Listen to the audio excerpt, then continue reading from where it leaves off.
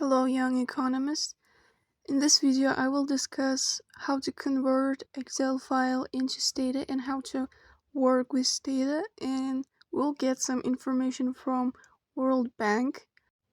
This assignment was given to me by our lecture teacher from Academic Skills, Aziz Zikriyoyev. And now let's begin. We kind of have to go into the official site of World Bank and select our country. It's Malaysia in my case. And as you can see, here's all the data that we will copy and work on. It's kind of uploading yet. We would have to select Excel and go into our Excel format. Here is our Excel, and as you can see, all data that we've mentioned before is already there, and I've already done this beforehand, but I'll show you how I did. And proceedingly, we should right now select your indicator that you would like to discuss about. To do that, we go into search button and select. For some technical reasons, it's not showing the display how it's done, but I can explain you orally. Like, after choosing what your indicator would be, you go and find it. In my case, it's exports, and I've already copied it as it's showing. So I copy again and go into my newly created spreadsheet, and I insert this to my second column. I want all of my variables to be in a column. That's how it will look in Stata as well. But as you can see, we have some nuances here. We'd have to get rid of those two rows because we don't need them, since it's a variable for goods and services, experts of goods and services. So we delete them. But as you can see here, we have blank spaces here, indicating that during these years, data was not available. It means like World Bank does not contain any information in those years. As you can see, it's starting from 1974. That's why it's giving all the information from that year, like here. Right now we have another problem. As you can see, our column name is too long. It is not beneficial for us, and for Stata as well. It will not be able to read this data. That's why we'd have to get rid of some gaps and rewrite it like this instead of leaving blank spaces. We add dash.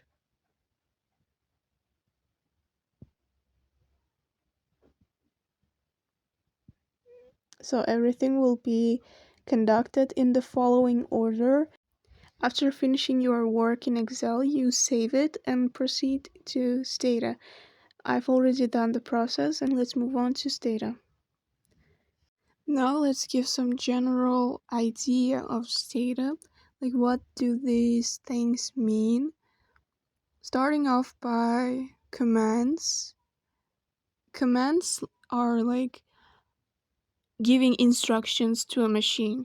Like, without these things, the software doesn't know what you want. Moving on, we have display window. It's like designed to interpret results, like understanding your data, to check if your command worked correctly. And here is variables. Think of it as something like ingredients of your analysis. It kind of functions for you to know what data you have available, to select for variables for analysis, to avoid mistakes like using the wrong variable name. The next thing we do is importing our file into Stata. To do that, you have to go into File and select Import Excel Spreadsheet. Since it's not showing here, like for some technical problems, I'll just have to explain it orally as well.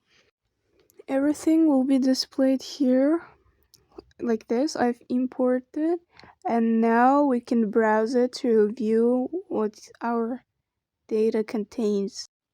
Here you can see our data. I've already cleared it, but I can show you what I did there. You just have to get rid of red signs, I would say, red color, because Stata will not understand it. Here it's not shown because it's the done version, but also you need to get rid of some unavailable spaces in rows. In my case it was 66. I need to make it so it's the 66 row I got rid of, and I need to type now the string years and replace. It's really crucial to type replace, because Stata requires this all the time. Replace. I would show you, but for some technical reasons I cannot. So we will move on to the next step, which is saving as DTA file. It's basically really easy to save. You just have to go into file. For some technical reasons I cannot show you right now. You go into file and choose save as, and type save as DTA file and save as whatever you want. And then we go into CSSC install as doc. Well, it kind of helps you to make it as install it as word file, and it's making it sure that your data is up to date. Following, I've already did some other stuff, and we need to make sure that our data is time series, otherwise Stata will function improperly later on. So I've done time series years. Basically that means that you are commanding Stata to make the years as time series, otherwise the Stata will perceive it as cross-sectional. That's why it's really crucial to make it first and then move on to giving commands for graphs, and then I also did asdoc sum, which is to be specific, the output, which contains observations, mean, standard deviation, minimum and maximum. Well, going into specifics, mean would mean the average value, and the standard deviation is like how spread your data is. The minimum is the smallest value and the maximum is the largest value. So the next, oh, by the way, my file doc is kind of a link for you to convert your result into Word file. If you type asdoc, it will automatically convert it into Microsoft Word file. Moving on. Well, I've done some of the graphs here. For some technical problems again, I'm not able to show you this. But the next command is pvcore, which is like Pearson correlation coefficient, and what it means is like the relationship between variables, specifically like how they move together, and it kind of shows you how weak, moderate, and strong the variable is. Here I can show you by typing also 5%, like 0.05. We are giving it a direction that if the p-value is greater than p%, then it's significant. You can see here that some variables are more than 5%, like 0.05, but if some are less than that value, it means not significant. So that's what it means basically. And moving to the next command, Spearman. And so by interpreting this, I would say it's like the Spearman's rank correlation coefficient, which measures the relationship between variables as well, but it is based on their ranks. As you can see here, we have ranks, not their actual values to be exact. We normally use Spearman when data is not normally distributed. They are like outliers or something, and the relationship is non-linear but monotonic. It's always increasing or always decreasing. Alright, the next is Shapiro-Wilk test, and we have to choose all the variables here. And what actually it means. It's like checks whether your data is normally distributed. In simple terms, I would say, does your data really look like a normal distribution or not? It usually tests null hypothesis, which is by definition means data is not normally distributed, and alternative hypothesis, which means like data is not normal. Let's say if you get more than p-value, it's not normal. If your p-value is, like I said, 5%, or if it's less than p-value, it's normal and we cannot reject null hypothesis. Here we have regression. It is a method used to study, again, the relationship between variables and to make predictions. Like how does this variable affect another?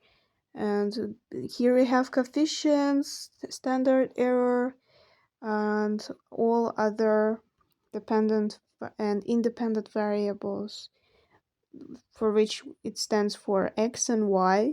Like it can be defined by beta, slope also epsilon, and it basically shows the effect of x on y.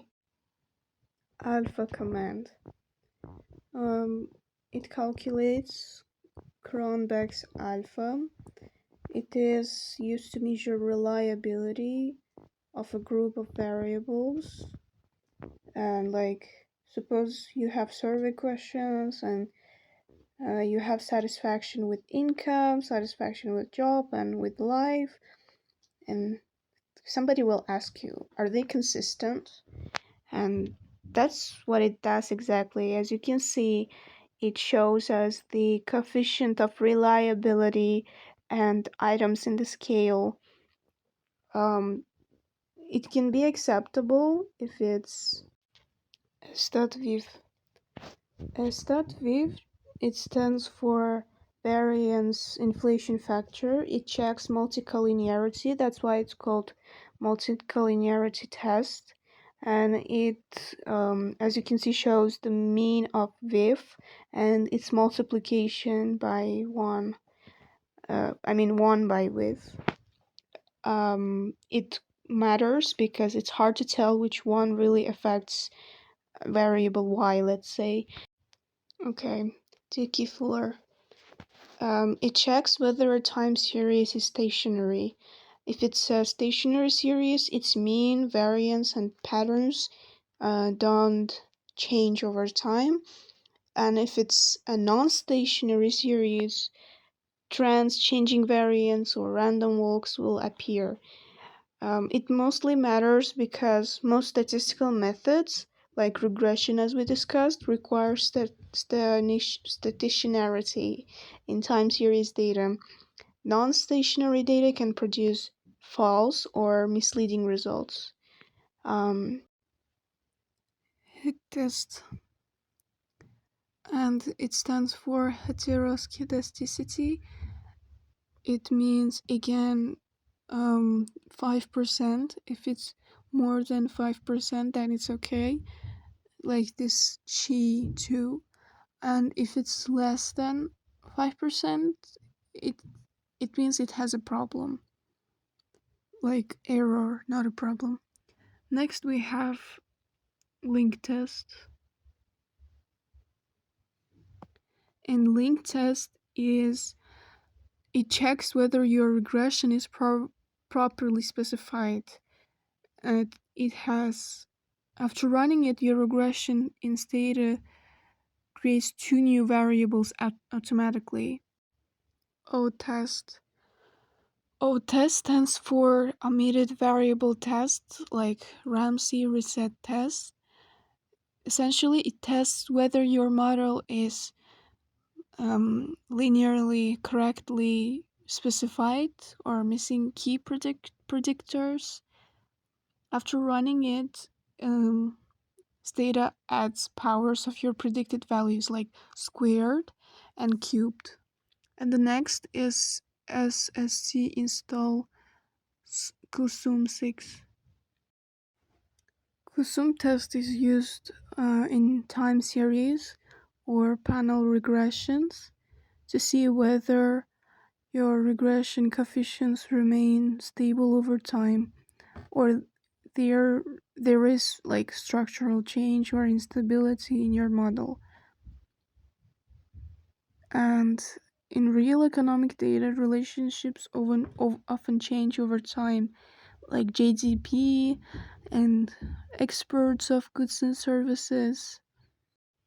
Margins plot is the next, and it is used to graph predicted values or marginal effects after regression or a model. I cannot show you the patterns and graphic because of some technical problems, but I've provided it in my Word format.